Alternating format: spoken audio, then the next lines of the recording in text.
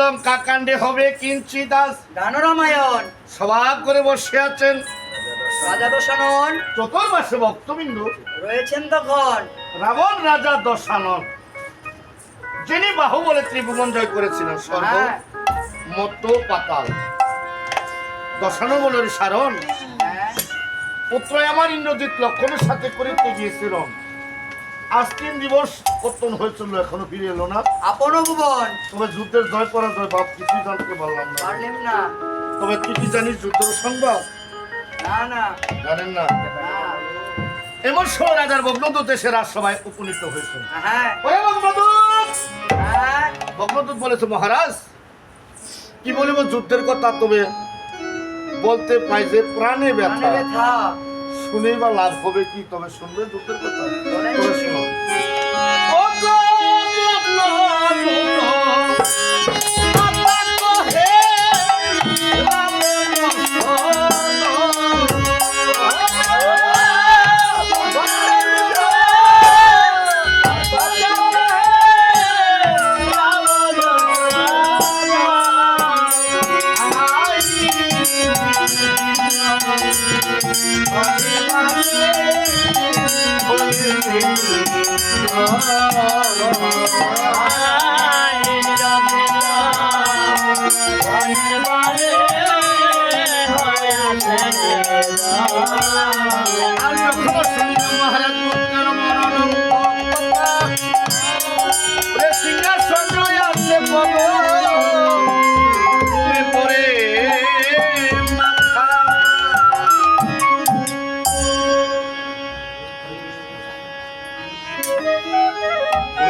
যত মাতাগণ ছিলেন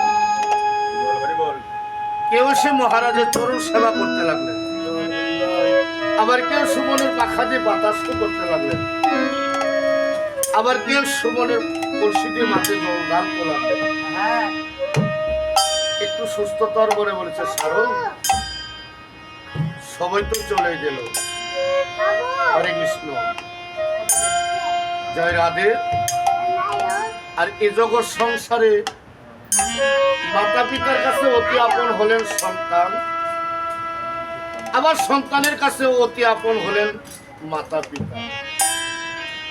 কোন মাতা পিতা জীবিত থাকিতে যদি কারো সন্তান চলে যায় মা, তাহলে সে মাতা পিতা কখনো সেটা মেনে নিতে পারে না।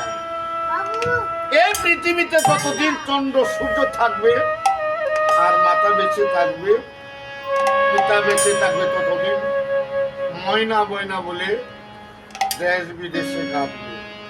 হরে কৃষ্ণ, জয় রাধে। আর মা সন্তানকে নিয়ে হরে কৃষ্ণ রোদন করতে লাগবে। হরে কৃষ্ণ। দশানো বলে, আমার